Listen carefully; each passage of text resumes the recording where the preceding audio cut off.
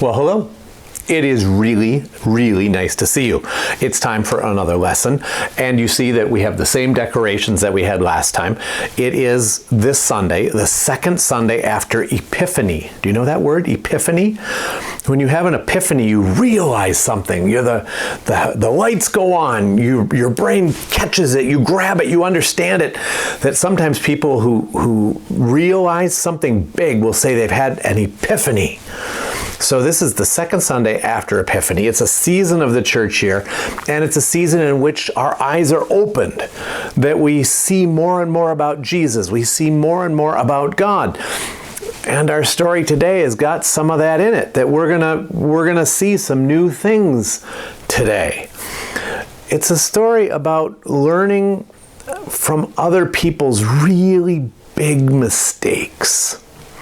When I was little, a long time ago, about 150 years ago, our family knew another family that had very rude children.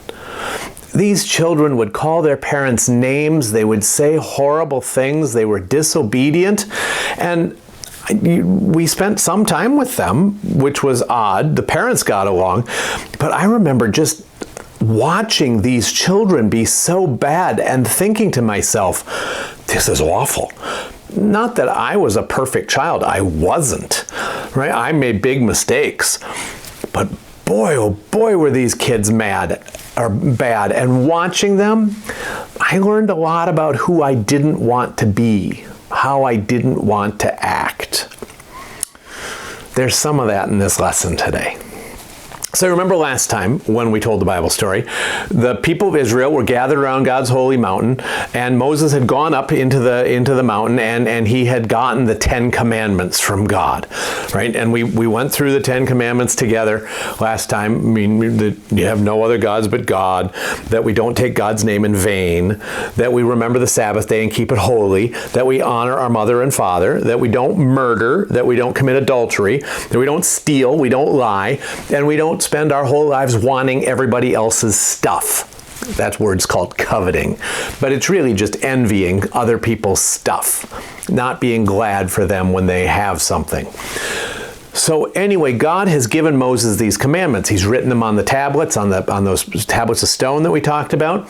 And Moses is up in the cloud. Remember, Joshua and a few of the other leaders of Israel are on the side of the mountain waiting for Moses to come down. The people are down below in the valley, and they've been very, very afraid of all the thunder and the lightning and the smoke and the clouds and all that on the top, so they asked Moses to go up. You remember, right? That's where we were last time.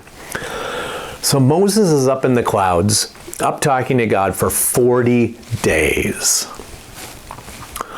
And the people down below, they got tired of waiting. And they went to Aaron and they said, this guy Moses we've been following, we don't know what happened to him. We're going to need some gods, so we want you to make us a god. The whole thing is so crazy, isn't it? And you'd think that Aaron would have said to them, are you nuts? Did you forget the fire and the smoke and the lightning and the thunder from the top of the mountain? Did you forget that God got us out of Egypt? Did you forget the parting of the Red Sea? Did you forget the 10 plagues? What's the matter with you people? Absolutely not. But Aaron was kind of a coward. I think what he remembered instead was that the last time the people were mad, they'd threatened to kill him and Moses. Remember that? And I think he just wasn't very brave. And he wasn't very strong. So he said to the people, bring me your gold, earrings, bracelets, whatever you got.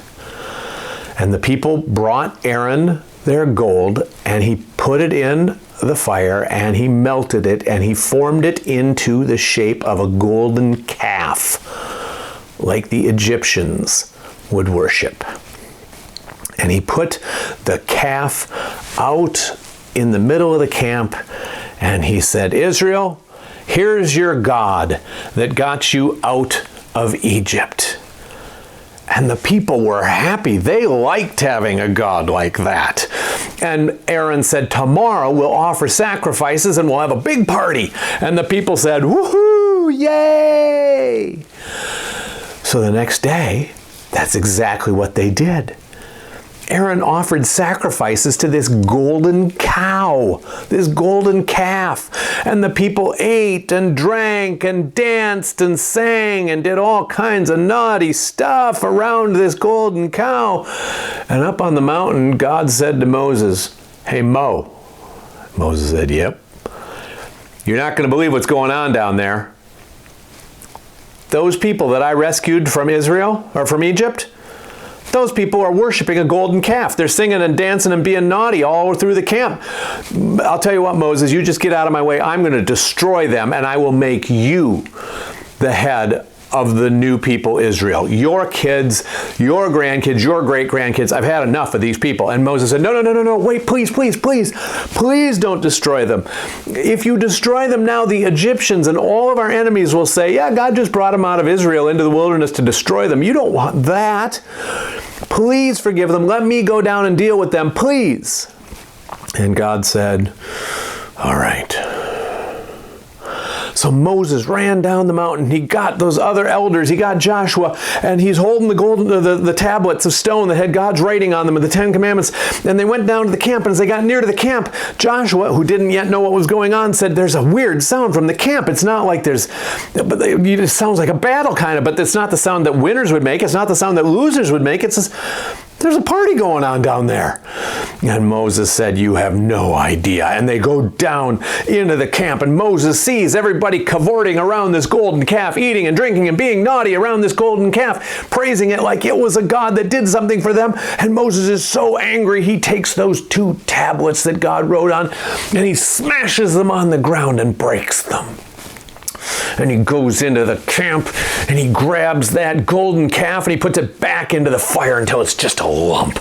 And then he grinds up that lump of gold, and he puts it in the drinking water. People don't want to drink the water, but there's no other drinking water. They drink it, and it's bitter. It's awful. And Moses is so angry. He is so angry. He says to Aaron, "What were you thinking letting this happen? How could you have done this?" And Aaron, again, because he's a coward, says, "Well, the people, they wanted a god, and I don't know, and they gave me gold, and they gave it to me, and I put it in the fire, and this golden calf came out." Is that true? No, that's not true. Oh, Moses was mad. He was so mad, and he called the Levites, which was one of the tribes, to him. And he said, "Anybody in this camp that still wants to worship that calf, we're going to get rid of, and we're going to get rid of right now." And that day, 3,000 people who chose the calf over God paid with their lives. Moses was so sad and so angry. And he said to the people, "I don't know how you could have done this. I don't know how you could be so foolish. I don't know how you could be so stupid. I don't know how you could forget so quickly that there's only one God, and that God has shown you the mightiness of his hand and of his arm. He set you free from Egypt. He led you through the wilderness. He gave you food. He gave you drink. How could you do it? I'm going to go back up the mountain, and I'm going to ask God to forgive you. And I hope he will." And so with a very heavy heart, Moses goes back up the mountain, and he says to God, "Please forgive them. Please don't take their names out of the book of life. And if you're going to take their names out, take mine out too." And God says, No, Mo. That's not how it works. I'm not going to take your name out of the book of life. People who disobey me, they're going to get punished. That's just the way it is. And so God talks to Moses. He again writes the commandments for Moses. And he sends a plague. God sends a plague on Israel to teach them. If you won't listen, then sometimes there's a punishment. The listening is one way to learn a lesson. The punishment is another. So God sends a punishment on Israel so that Israel will learn who God is and how they're supposed to live. It's a sad story, isn't it? It's an awful story. And I'm sorry that we have to talk about such things with each other. But if you and I are going to follow God, then we need to know that this is serious.